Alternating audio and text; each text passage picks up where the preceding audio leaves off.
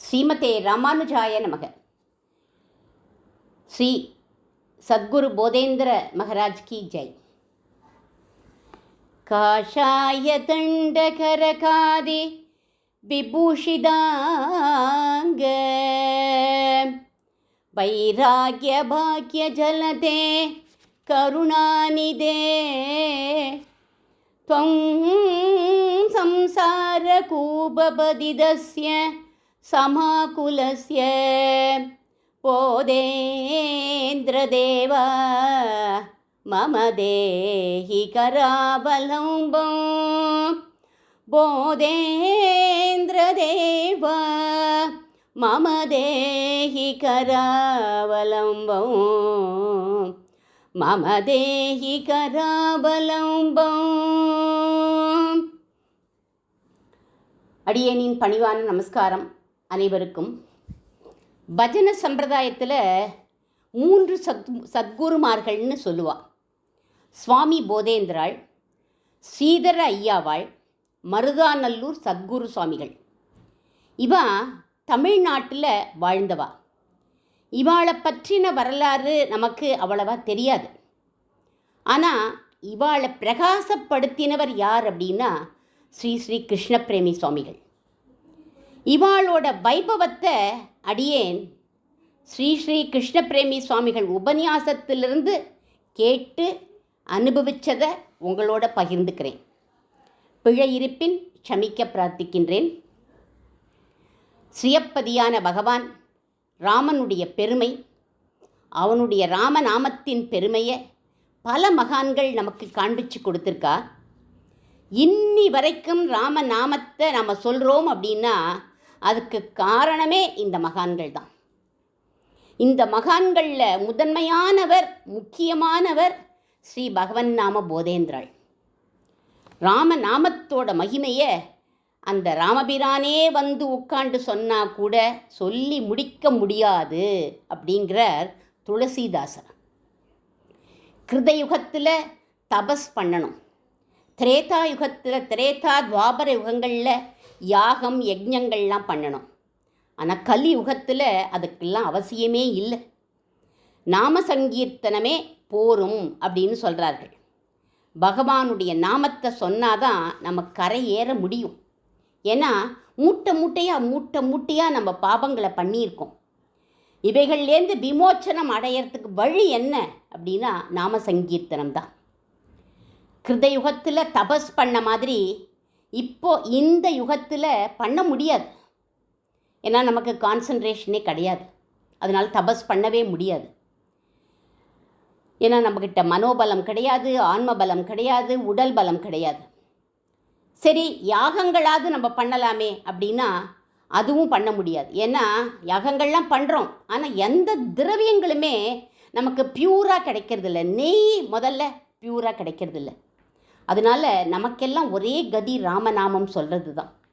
அதுதான் நம்மளை கரை சேர்க்குங்கிறார் பகவன் நாம போதேந்திராள். பகவன் நாமங்கிறது இவருடைய பேர்லேயே, பகவன் நாம போதேந்திராள், இவருடைய பேர்லேயே அந்த பகவன் நாமம் இருக்குது பார்த்தேளா. இவர் சொல்கிறார், ராமா ராகவா அப்படின்னு அவன் நாமத்தை சொன்னதுக்கப்புறம் அவனுடைய சோஸ்திரத்தை சொல்லணுங்கிற அவசியமே இல்லைங்கிறது. ராமா ராமா ராகவான்னு சொன்னியா போரும், உட்காண்டு அவனுடைய சோஸ்திரங்களெல்லாம் உட்காந்து மனப்பாடமாக சொல்லணும், படிக்கணுங்கிற அவசியமே இல்லைங்கிறார். ஏன்னா அவன் நாமாவை நம்ம சொன்னதுக்கப்புறம் நாம் அவனை சேர்ந்தவனாக ஆயிட்டோம் அப்படிங்கிறார். ஆனால் தியாகராஜர் ஒரு கீர்த்தனத்தில் சொல்கிறார், தெலுசி ராம சிந்தனதோ அப்படிங்கிறார்.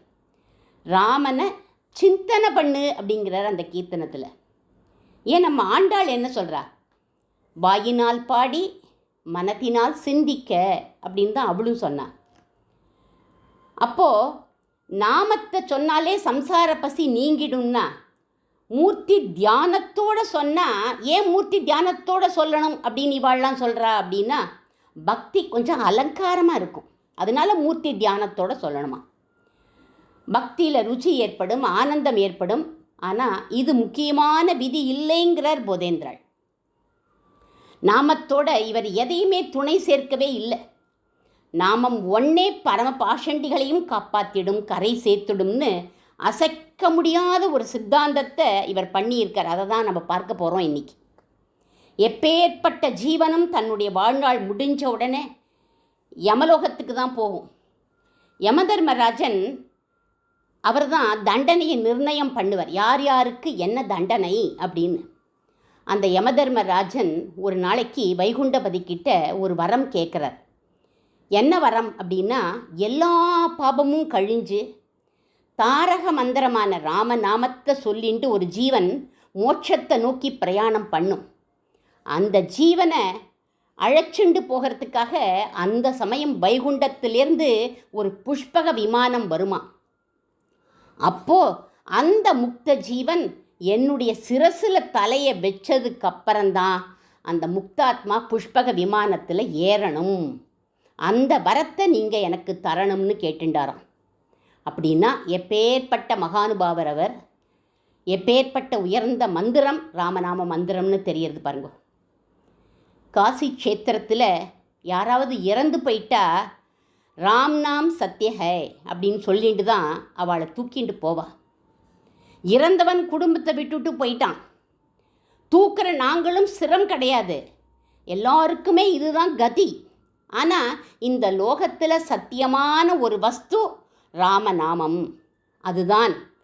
அதை உணர்த்துறதுக்காகத்தான் எல்லார் காதுலையுமே விழற மாதிரி ராம் நாம் சத்யஹை அப்படின்னு அவள்லாம் சொல்லிட்டு போகிறாள். அவ்வளவையே நம்ம மகாத்மா காந்தி தன்னோட உயிர் பிரியிற சமயம் சொன்ன வார்த்தை ஹே ராம்.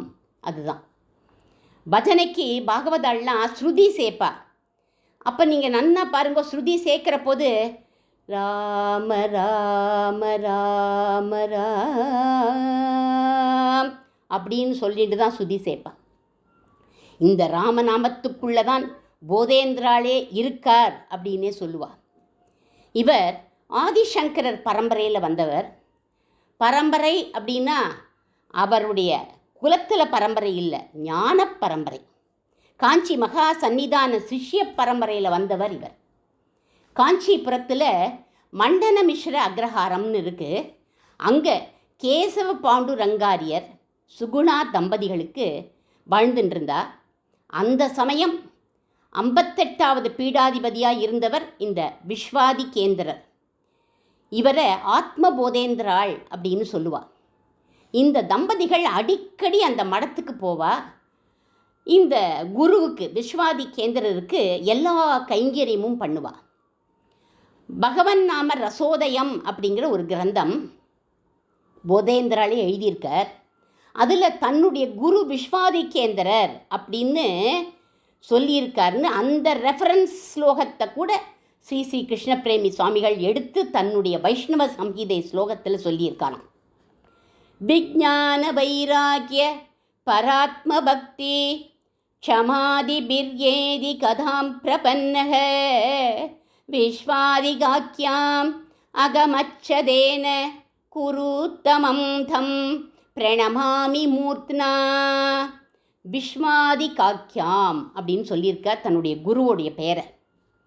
17th செஞ்சுரியில் நடந்த உண்மையான சம்பவம் இந்த சம்பவம். ஒரு நாள் இந்த தம்பதிகள் விஸ்வாதி கேந்திரரை நமஸ்காரம் பண்ணிட்டு அவர்கிட்ட பிரார்த்திச்சுட்டார்கள். குருநாதரே, எங்களுக்கு குழந்த பாக்கியம் இல்லை, இந்த பாக்கியம் எங்களுக்கு வேணும்னு பிரார்த்திச்சுட்டார். கண்டிப்பாக ஒரு பெரிய மகாபுருஷன் பிறக்க போகிறான்னு அவர் ஆசீர்வாதம் பண்ணினார். அந்த மகாபுருஷன் ரொம்ப சீக்கிரம் பிறந்துட்டான்.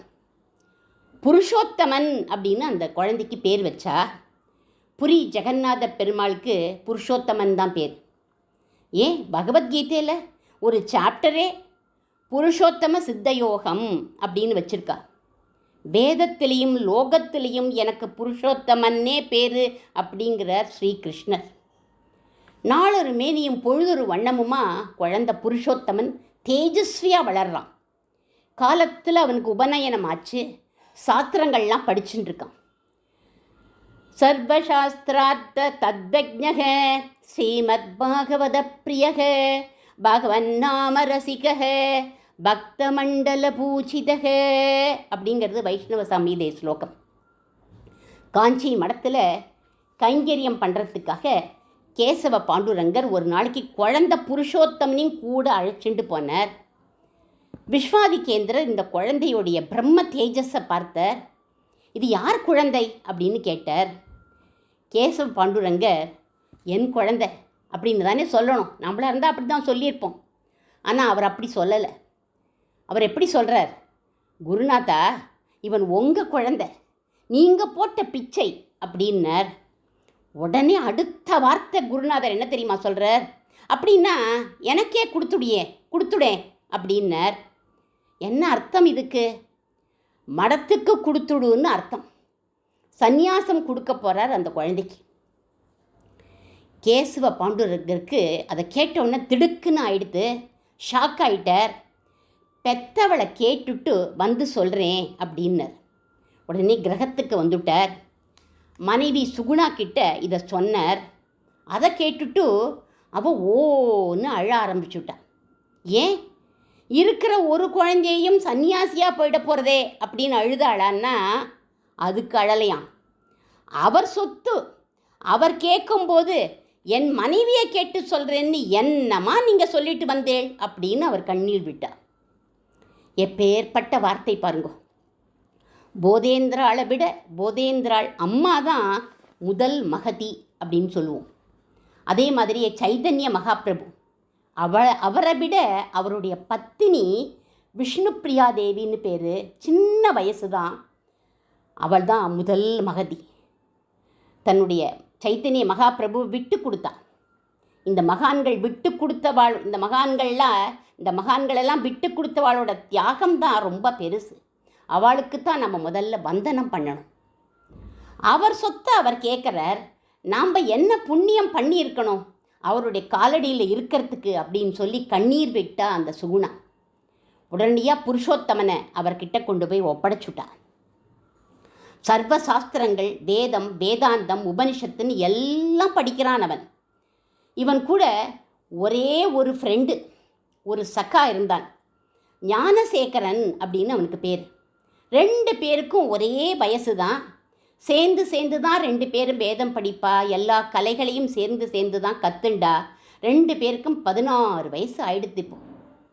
அந்த சமயம் விஸ்வாதிகேந்திரர் சொன்னார், நீங்கள் இங்கே படிச்சுருங்கோ, நான் காசி வரை யாத்திரை போயிட்டு வரேன் அப்படின்னு சொன்னார். இவா 2 பேரும் எல்லாத்துலேயும் படிச்சுட்டு இருந்தா, எல்லாத்துலேயும் பராங்கதாளாக ஆயிட்டா. நல்ல தேர்ச்சி அடைஞ்சுட்டா 2 பேரும். ஒரு நாளைக்கு அந்த ஞானசேகரன் சொல்கிறான், நம்ம போய் குருநாதரை பார்த்துட்டு வரலாமா, ரொம்ப நாள் ஆச்சே அப்படின்னு சொன்னான். சரின்னு 2 பேரும் கிளம்பினான். பார்த்துட்டு வரலான்னா இங்கேருந்து கார் ஏறியோ பஸ் ஏறியோ ஏரோப்ளேன்லேயோ போக முடியாது, காசிக்கலாம் நடந்து தான் போகணும். அதனால் 2 பேரும் நடந்து போயின்னு இருக்கா. இந்த ஞானசேகரனுக்கு கொஞ்சம் ஜோசியம் தெரியும். அதனால் அவன் சொன்னான், சின்ன வயசுலேருந்தே நம்ம 2 பேரும் சேர்ந்தே இருந்துட்டோம், நம்ம ஒருத்தருக்கொத்தர் நம்மளால் பிரியவே முடியாது. அதனால் போகிற வழியில் நம்மளுக்கு ஏதாவது ஒன்று நேர்ந்து போயிடுத்துன்னா, ஏதாவது ஆபத்து வந்துடுத்துன்னா, ஒருத்தர் போயிட்டோம் அப்படின்னா இன்னொருத்தர் இருக்கக்கூடாது, அவளும் உயிரை விட்டுடணும் அப்படின்னு ஒரு உடன்படிக்கை பண்ணிக்கலாமா அப்படின்னு கேட்டான் அவன். புருஷோத்தமன் இன்னும் போதேந்திரால ஆகலை. புருஷோத்தமனும் சரி அப்படின்னு விட்டான். அந்த காலத்தில் லாங் ஜேர்னி இல்லையா, கால்நடையாக போகிறப்பதே எது வேணாலும் ஆகலாம். ஞானசேகரனுக்கு முன்னாடியே தெரியும் அல்பாயுசில் நம்ம போயிட போகிறோம் அப்படின்னு. ஏன்னா அவனுக்கு தான் அஸ்ட்ராலஜி தெரியுமே. வழியில் அவனுக்கு ஜுரம் வந்துடுத்து, அவன் இறந்து போயிட்டான். இப்போ புருஷோத்தமனும் உடன்படிக்கைப்படி போயிடணும் இல்லையா. போகிறதுக்காகவா இந்த குழந்தை பிறந்திருக்கு? உலகத்தையே உஜ்ஜீவனம் பண்ண ஜகதாச்சாரியனா, ஜகத்குருவானா இருக்க போகிறது இந்த குழந்தை. புருஷோத்தமன் நினச்சிண்டான், உயிரை விடுறதுக்கு முன்னாடி இந்த உயிர் நமக்கு சொந்தம் இல்லை, குருவுக்கு சொந்தம். அவர்கிட்ட போய் ஒரு வார்த்தை சொல்லிட்டு நம்ம உயிரை விட்டுடலாம் அப்படின்னு நினச்சி குருவை பார்க்குறதுக்காக ஓடி ஓடி ஓடி ஓடி வரது அந்த குழந்தை. குருக்கிட்ட வந்து விஷயத்தை முழுக்க சொல்லிட்டு, சத்தியத்தை நான் மீற முடியாது, அதனால் நான் கங்கையில் குதிச்சுடுறேன் குருநாதா அப்படின்னு சொல்லிது. அதை கேட்ட உடனே குருவுக்கு தூக்கி வாரி போட்டுது. பெரிய நஷ்டம் வந்துடுதே, நமக்கு அடுத்ததான் இந்த பீடாதிபதி ஸ்தானத்துக்கு இவன்தான்னு சங்கல்பம் ஆயிருக்கே அப்படின்னு அவர் நினச்சிண்டார். குரு பரம்பரையில் யாரோ ஒருத்தரை தன் புத்தியால் செலக்ட் பண்ணி உட்காத்தி வைக்கிறதே கிடையாது. ஈஸ்வர சங்கல்பத்தினாலேயே எந்த ஊரில் எந்த தாயோட வயிற்றில் யார் தோன்றி இருக்காளோ அவள் தான் அந்த அடுத்த ஸ்தானத்துக்கு வருவா. அது யாருக்கு தெரியும் அப்படின்னா அந்த குருவுக்கு தான் தெரியும். ஞான திருஷ்டியில் அந்த மகான்களுக்கு தெரியுமா? ஏகநாதர் மகாத்மா மகாராஷ்டிரத்தில் இருந்தார். துவாரகாதீசனே 12 வருஷ காலம் இவருடைய கிரகத்தில் ஒரு வேலைக்காரனாக வேலை பண்ணிட்டு இருந்தான். இவருக்கே அது தெரியாது. இவர் கிரகஸ்தர் தான். இவர் சந்நியாசம் வாங்கிக்கல, சந்நியாசி இல்லை. கடைசியில் யோக தாரணையில் கோதாவரி தீரத்தில் பிராணனை விட போகிறார். அந்த சமயம் சிஷ்யாலாம் கண்ணீர் விட்டுண்டு அவர்கிட்ட கேட்குறார், இனி இந்த பாகவத தர்மத்தை காப்பாற்ற உங்களுக்கு அடுத்ததாக யார் வருவா அப்படின்னு கேட்டா. அந்த சமயம் சூர்யாஜி பந்த் அப்படிங்கிறவர் தன் குழந்தைய அழைச்சிண்டு வரார். ஏகநாதர் அந்த குழந்தைய கிட்டக்கவான்னு கூப்பிட்டார். மந்திராட்சதையை எடுத்து அவன் மேலே போட்டுட்டு, இனிமே இந்த குழந்தை பாகவத தர்மத்தை காப்பாற்றும் அப்படின்னு சொல்லிட்டார். அந்த குழந்தை தான் யார்? சமர்த்த ராமதாசர். பிற்காலத்தில் சிவாஜி மகாராஜாவுக்கே குருவாக இருந்தது இந்த சமர்த்த ராமதாசர். 7-8 வயசு கூட நிரம்பாத ஒரு குழந்தையை காண்பிச்சார் அப்படின்னா இது ஈஸ்வர சங்கல்பம் தானே. விஸ்வாதிகேந்திரர் தனக்கு அடுத்தபடி புருஷோத்தமன் தான்னு நிர்ணயம் பண்ணி இருக்கிற போது அது மாறுமா? அதனால் புருஷோத்தமன் கிட்ட சொல்கிறார், நீ பண்ணின பிரதிஜையும் வீணாகக்கூடாது. நீ பிரதிஜை பண்ணியிருக்கே இல்லையா, அதுவும் வீணாகக்கூடாது. ஆனால் நான் சங்கல்பித்ததும் நடக்கணும். அதனால் பிராணத்தியாகம் பண்ணி சரீரத்தை விடணுங்கிற அவசியம் இல்லை புருஷோத்தமா அப்படின்னர். ஆசிரம தியாகம் பண்ணிண்டாலே சரீரத்தை விட்டதாக ஆயிடும் அப்படின்னு சொன்னார் குருநாதர். சந்நியாச ஆசிரமத்துக்கு அவ்வளவு பெருமை உண்டு. அது மறு ஜென்மம். இந்த ஜென்மாவில் உள்ள வீடு, அட்ரஸ்ஸு, பந்துக்கள் எல்லாருமே போயிடுவா. குரு இப்படி சொன்னதும் அவரை விழுந்து சேவிச்சான் புருஷோத்தமன். குரு சரணம்தான் சாஸ்வதம் அப்படின்னு தெரிஞ்சுட்டான். அவர்கிட்ட சந்நியாசம் வாங்கிட்டுட்டான். அவதாரம் காஞ்சிபுரத்தில், சந்நியாசம் காசியில். அந்த சமயம் குரு ஒரு ஆச்சரியமான பெயரை சூட்டுறார். இதுவரையிலும் அந்த பீடத்தில் உள்ளவாளுக்கு இப்பேற்பட்ட பெயரை யாருமே கொடுத்தது கிடையாது. என்ன பெயர்? பகவன் நாம போதேந்திர சரஸ்வதி. பகவன் நாம போதம் அப்படின்னா என்ன அர்த்தம்? போதம் அப்படின்னா இல்லை சைதன்யம் அப்படின்னா உணர்வுன்னு அர்த்தம், ஃபீலிங்ஸ். கிருஷ்ண சைதன்யருங்கிற ஒரு மகான் கிருஷ்ண நாமத்தையே லோகம் பூரா வாரி வழங்கினர், வாரி இறைச்சர் அவர் கிருஷ்ண நாமத்தை. திருஷ்டக பிருஷ்டக அப்படின்னு யாராவது அவரை பார்த்தாலோ யாராவது அவரை தொட்டுட்டாலோ அவள் வாயிலேருந்து ஆட்டோமேட்டிக்காக கிருஷ்ண நாமம் வந்துடுமா. அப்பேற்பட்ட சைதன்யம், அந்த ஃபீலிங்ஸ், அந்த உணர்வு. இந்த 2 மகான்களோட உணர்வு என்ன அப்படின்னு கேட்டால், ராமா அப்படின்னா போதேந்திராள், கிருஷ்ணா அப்படின்னா சைதன்ய மகாபிரபு.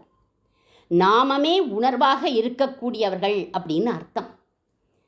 இன்னொரு அர்த்தம், லோகத்துக்கு நாமங்கிற உணர்வை கொடுப்பவர்கள். ராமானோ கிருஷ்ணானோ சொன்னால் இவாளோட கிருப்பை இல்லாமல் நாம சைதன்யம் நமக்கு வந்துடாது. அது வந்துடுத்து அப்படின்னா அவளுடைய குரு கடாட்சம்னு அர்த்தம். பகவன் நாம போதேந்திர அழக பிரகாசிக்கிறார். இந்த புருஷோத்தமனை இப்போது பகவன் நாம போதேந்திராள்னு சொல்கிறோம். அங்கே அழகாக பிரகாசிச்சுட்டு இருக்கார். காசியில் குருவோடையே தங்கினார். வேத பாடங்கள், பாஷ்யங்கள் எல்லாத்தையும் குருவிடத்திலேயே கத்திக்கிறார். ஒரு நாளைக்கு குருநாதர் அவனை கூப்பிட்டு சொன்னார், நீ திராவிட தேசத்துக்கே திரும்பி போப்பா, அங்கே போய் பகவன் நாமத்தோட பெருமையை எடுத்துக்காட்டு. பாமராளும் பண்டிதாளும் ஒத்துக்கிறாப்புல நாமத்தை சொல்லணும். பாமராள்லாம் சாதாரணமாக ஒத்துண்டுருவா. ராமநாமத்தை சொல்லு அப்படின்னா சரி சாமி சொல்கிறேன் அப்படின்னு சொல்லிடுவா. ஆனால் இந்த பண்டிதாள்லாம் ஒத்துக்கவே மாட்டா. இதுக்கு என்ன பிரமாணம் அப்படின்லாம் கேட்பா. அதனால அதுக்கு ஒரு சித்தாந்தம் தேவைப்படுறது, சில நூல்கள்லாம் தேவைப்படுறது. அதனால பூரி ஜெகநாத க்ஷேத்திரத்தில் லக்ஷ்மீதர கவின்னு ஒரு மகான் இருக்கார். அவர் பகவன் நாம கௌமுதி அப்படின்னு ஒரு நாம சித்தாந்த கிரந்தம் பண்ணியிருக்கார். அந்த கிரந்தத்தை சம்பாதிச்சுண்டு அதுக்கப்புறம் நீ திராவிட தேசம் போ அப்படின்னு சொன்னார். உடனே ஆச்சாரியனை விழுந்து சேவிச்சுட்டு நாம சித்தாந்தம் பண்ணுறதுக்காக திக் விஜயமாக கிளம்பிட்டார் போதேந்திராள். இவர் அவதாரம் பண்ணினதே நாம வைபவத்தை காட்டுறதுக்காகத்தான். புரி ஜெகநாத பெருமாளை தரிசனம் பண்ணினார். பூரின்னு சொல்லக்கூடாது, புரி அப்படின்னு சொல்லணும். ஜெகநாத புரி அப்படின்னு அர்த்தம். பகவானை தரிசனம் பண்ணினார். அதுக்கப்புறம் லக்ஷ்மீதர கவியை பார்க்கறதுக்காக கிளம்பினார். அவர் காலகதி அடைஞ்சுட்டார்னு தெரிஞ்சுட்டார். அவருடைய பிள்ளை ஜெகநாத பண்டிதர் தான் அங்கே இருக்கார். ராத்திரி ஆயிடுத்து, கதவு தாழ்பால் போட்டிருக்கு. சன்னியாசிகள்லாம் கதவை தட்டி எழுப்ப மாட்டா. அதனால திண்ணையில் ஒரு ஓரமாக தண்ட கமண்டலத்தை வச்சுட்டு தியானம் பண்ணிகிட்டே உட்காண்டிருக்கார். அந்த சமயம் உள்ளுக்குள்ளே ஒரு அழுக சத்தம் கேட்குறது. ஒரு தம்பதி ஜெகநாத பண்டிதர்கிட்ட சொல்கிறா. என்ன சொல்கிறான்னா, சுவாமி, இவ என்னுடைய மனைவி. நாங்கள் தெற்குலேருந்து காசி வரை யாத்திரையாக போகலாம்னு கிளம்பினோம். ஆனால் வர வழியில் ஒரு கிராமத்து திண்ணையில் படுத்துன்னு இருந்தோம். அப்போல்லாம் ஒரு வீட்டு திண்ணையில் தான் படுத்துப்பா. அங்கே படுத்துன்னு இருந்தோம். அப்போது அந்த சமயம் முஸ்லீம் நடமாட்டம் அங்கே ஜாஸ்தியாக இருந்தது. யாரோ ஒரு முஸ்லீம் என்ன பண்ணினா, என்னோட மனைவியை கடத்திண்டு போயிட்டான். காலம்பரை எழுந்து நான் பார்க்குறேன், அவளை காணலை. எல்லா இடத்துலையும் போய் தேடினேன். அங்கே இருக்கிறவாள்லாம் சொன்னால், இப்படி நீங்கள் படுத்துக்கலாமா, நிறையா முஸ்லீம்காரா தூக்கிண்டு போயிடுவாளே அப்படின்லாம் சொன்னால், நாங்கள் எல்லாரும் தேடினோம், அவள் கிடைக்கல. ரொம்ப வருத்தப்பட்டுண்டே, சரி நம்ம காசிக்கு போய் விஸ்வேஸ்வரரை தரிசனம் பண்ணுவோமேன்னு காசிக்கு விஸ்வேஸ்வரரை தரிசனம் பண்ணினேன். திரும்பி அதே கிராமம் வழியாக வந்தேன். சந்தியாவந்தனம் பண்ணலாம்னு குளத்துக்கிட்ட போனேன். அப்போது ஒரு ஸ்திரீ என் காலை கட்டிண்டு அழுதா. தூக்கி வாரி போட்டுது எனக்கு. யார் அவோ அப்படின்னு பார்த்தா என்னுடைய மனைவி. அந்த முஸ்லீம் வேஷத்தோடையே இருக்காளாம். என் காலை கட்டிண்டு அழுதா. நான் என்னோடய கற்பை இழந்துட்டேன். என் வாயில் துணியை அடைச்சி என்னை கொண்டுண்டு போயிட்டார்கள். அவள் வரத்துக்குள்ளே என்னை காப்பாற்றுங்கோ, இது வந்துடுவா அவா. சுவாமி, என்ன உங்களோட சேர்த்துக்க வேண்டாம், உங்களோட மனைவியாக சேர்த்துக்க வேண்டாம், என்னை தனியாக ஒரு மாட்டு கொட்டகையில் வச்சு என்னை காப்பாற்றுங்கோ அப்படின்னு அழுதா. எனக்கும் இவளை விடுறதுல இஷ்டம் இல்லை. சேர்த்து வச்சுண்டா ஊர் ஜனங்கள் ஏதாவது சொல்லுவாளே, ஆனானப்பட்ட அந்த ராமனையே அவதூறாக பேசினாளே. அப்போ தான் சிலர் சொன்னான், புரியில ஜெகநாத பண்டிதர்னு ஒருத்தர் இருக்கார், அவரை போய் கேளுங்கோ, அவர் சாஸ்திரத்தில் ரொம்ப கெட்டிக்காரர் அப்படின்னு சொன்னான். அதனால்தான் நாங்கள் 2 பேரும் இந்த பாதி ராத்திரிக்கு இங்கே வந்திருக்கோம். இவளோட வாழறதுக்கு ஏதாவது வழி இருக்கா சுவாமி, ஏதாவது பரிகாரம் இருந்தால் சொல்லுங்களே அப்படின்னு கேட்டார்கள். இத்தனை சம்பாஷணையும் திண்ணையில் படுத்துட்டு இருந்தார் இல்லையா, உட்காண்டிருந்தார் இல்லையா, தியானம் பண்ணிட்டு போதேந்திராள் காதில் விழுந்தது. அந்த ஜெகநாத பண்டிதர் சொல்கிறார், கவலையே படாதீங்க சுவாமி, எங்கள் அப்பா லக்ஷ்மீதர கவி எழுதி வச்சிருக்கார். நோ தீக்ஷாம் நச தட்சிணாம் நச புரச்சரியாம் மனாதீக்ஷதே மந்த்ரோயம் ரசனாத் பிருகேவ பலதே ஸ்ரீராமநாமாத்மகஹ அப்படின்னு பகவன் நாம கௌமுகியில் இருக்கிற இந்த ஸ்லோகம் அதை எடுத்து சொன்னார். சொல்லிட்டு ராமா ராமா ராமான்னு 3 தடவை சொல்லி அவளை உங்களோட சேர்த்து வச்சுக்கோங்கோ அப்படின்னு விட்டார். உள்ளேந்து ஜெகநாத பண்டிதரோட அம்மா லக்ஷ்மீதர கவியோட மனைவி குரல் கொடுக்குறா, ஜெகநாதா, ஏன்பா இப்படி ராமநாமத்தோட வேல்யூவை குறைச்சுட்ட அப்படின்னு கேட்டா. ஏம்மா இப்படி சொல்கிறேள் அப்படின்னார். ராமன் நாமத்தை 3 தடவை ஏன் சொல்லணும்னு சொன்னேன்? ஒரு தடவை ராமான்னு சொன்னாலே பாபம் போயிடுமே. உங்கள் அப்பா அப்படிதானே சொல்லுவார். எதுக்கு 2 ராம நாமத்தை பேஸ்ட் அடிச்சுட்ட அப்படின்னா, ஒரே ஒரு ராம நாமமே ஸ்ரீராம நாமாத் மகஹ மந்த்ரோயம் ஸ்புருகேவ பலதி. நாக்கு நுனியில் மந்த்ரோயம் ரசனாத் பிருகேவ. ரசனா அப்படின்னா நாக்கு. நாக்கு நுனியில் ராமான்னு பட்டுடுத்துனாலே போருமே, அது பலன் கொடுத்துடுமே அப்படின்னு சொன்னார். மற்ற 2 ராமநாமத்தை அப்படி உபயோகப்படுத்தி ஏன்பா உபயோகப்படுத்தின அப்படின்னு சொல்கிறா அவள் அம்மா. அதை கேட்டதும் திண்ணையிலேருந்து ஜல்லுன்னு குதிச்சார். யார்? போதேந்திராள். உள்ளே போய் ஜெகநாதர் பண்டிதரை கேட்குறார். இப்படி பரிகாரம் சொன்னீரே, இதுக்கு பிரமாணம் என்ன அப்படின்னு கேட்டார். எங்கள் அப்பாவோட கிரந்தம் அப்படின்னு சொன்னார். அதுக்காக தான் போதேந்திராள் வந்திருக்கிறதே. உடனே அந்த கிரந்தத்தை வாங்கினார். ராத்திரியோட ராத்திரியாக மாக்கல் விளக்கு வெளிச்சம்தான் அங்கெல்லாம். இந்த மாதிரி டியூப் லைட்லாம் கிடையாது. அதில் உட்காந்து அந்த வெளிச்சத்தில் உட்காந்து முழுக்க படித்து முடிச்சுவிட்டார். உடனே சொல்கிறார், இதில் எழுதியிருக்கிறது எல்லாமே சத்தியம்தான்ப்பா, ஆனால் இதை நிரூபணம் பண்ணணுமே, ஜனங்கள்லாம் ஒத்துக்கணுமே அப்படின்னு சொன்னார். உடனே ஜெகநாத பண்டிதர் சொல்கிறார், புஸ்தகத்தை வேணால் நான் காமிக்கலாம், அதில் இருக்கிறது எல்லாத்தையும் சொல்லலாம், நிரூபணம் பண்ணுறதுக்கு உங்களை போன்ற மகான்கள் தான் நிரூபிக்கணும் அப்படின்னு விட்டார். உடனே போதேந்திராள் அந்த பெண்ணை பார்த்து சொல்கிறார், அம்மா, நாளைக்கு காலம்புற பொழுது விடிஞ்சதும் இந்த ஊரில் உள்ள குளத்தில் போய் குளி, ராமான்னு சொல்லிட்டு எழுந்துரு. அப்படி நீ எழுந்துக்கிற போது தொலைஞ்சு போன அன்னைக்கு என்ன புடவை நீ உடுத்தின்னு இருந்தியோ, எந்த குங்குமம் புஷ்பம் எல்லாம் வச்சுட்டு இருந்தியோ, அதே அலங்காரத்தோடு நீ எழுந்துண்டா ராமநாமம் பலிச்சுது அப்படின்னு அர்த்தம் அப்படின்னர். பகவான் எங்கேயுமே இருக்கானே, சர்வத்திர இருக்கான்.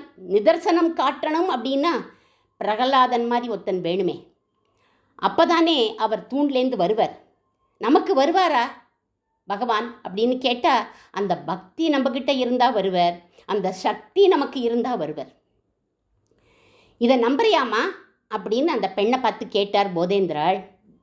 அவள் சொன்னா, நம்பிதானே ஆகணும். அவள் சொன்னா, சுவாமி, ராம நாமத்தை பற்றி எனக்கு ஒன்றுமே தெரியாது. அது எஃபிஷியண்ட்டாக பவர்ஃபுல்லாக அந்த நாமம் காப்பாற்றுமா, அதெல்லாம் எனக்கு ஒன்றுமே தெரியாது சுவாமி.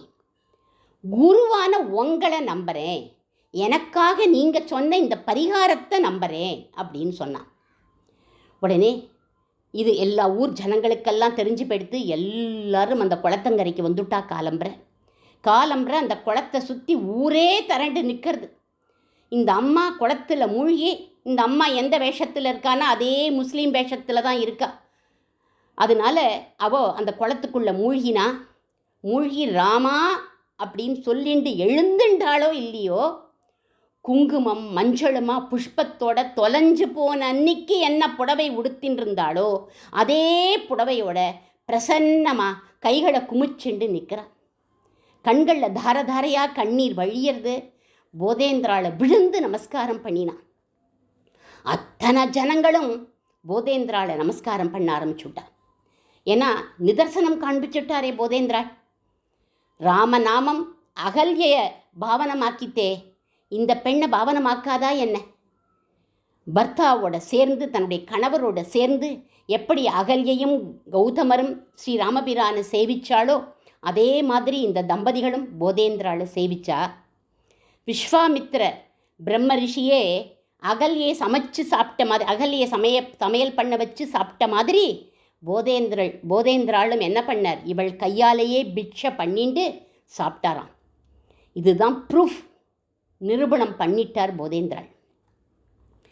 இது ஒரு மீத்தாலஜி அப்படின்னு நம்ம நினச்சிக்கிறோமே தவிர, சில வருஷங்களுக்கு முன்னாடி சீக்கிய மதம் உண்டானதே போதேந்திராளுடைய பிலாசபினால தான் அப்படின்னு சொல்லுவாள். முகல் சாம்ராஜ்யத்தில் லட்சக்கணக்கான பெண்கள் தற்கொலை பண்ணிக்கிறதா இருந்தாளாம். ஏன்னா அவளுடைய லைஃபே போயிடுத்து, அவளோட ஹானரே போயிடுத்தான். கங்கையில் போய் எல்லாரும் விழறதா இருந்தா. அந்த சமயம் சீக்கிய மதகுரு குருநானக் போதேந்திராவோட பிலாசபியை எடுத்து காண்பிச்சு எல்லாரையும் காப்பாற்றினாராம். ராமநாமம் பாவனமாக்கிடுத்துன்னு சொல்லி புது மதத்தையே ஸ்தாபிதம் பண்ணினாராம் அந்த குருநானக். அவருடைய குரு கிரந்த சாஹிப்பை நீங்கள் எடுத்து பார்த்தா ராமநாம வைபவம் தான் பூரா இருக்கும். கபீர்தாசருடைய தோகாலாம் கூட அதில் இருக்கும். போதேந்திராவோட வைபவத்தையும் சீதர ஐயாவாள், மருதாநல்லூர் சத்குரு சுவாமிகள் அவளையும் சேர்த்து அடுத்த எபிசோடில் நாம் அனுபவிக்கலாம். போதேந்திராள் பேரில் ஸ்ரீ ஸ்ரீ கிருஷ்ணபிரேமி சுவாமிகள் பல கீர்த்தனங்கள் பாடியிருக்கார். அதில் ஒரு கீர்த்தனத்தோட இன்றைய பதிவை அடியேன் நிறைவு செய்கிறேன். ஸ்ரீ சத்குரு போதேந்திர மகராஜ் கி ஜெய்.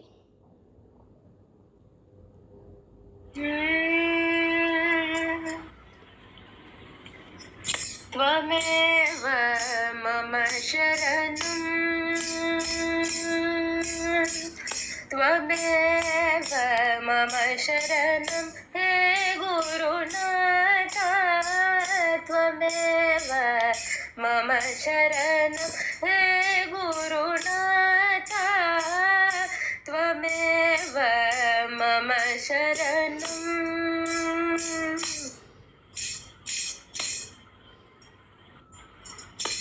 त्वमनिदेन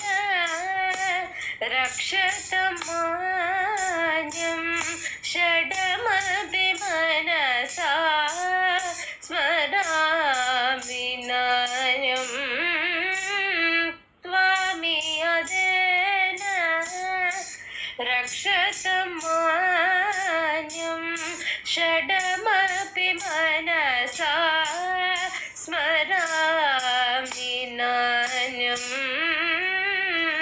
त्वमेव मम शरणं हे गुरुनाथ त्वमेव मम शरणं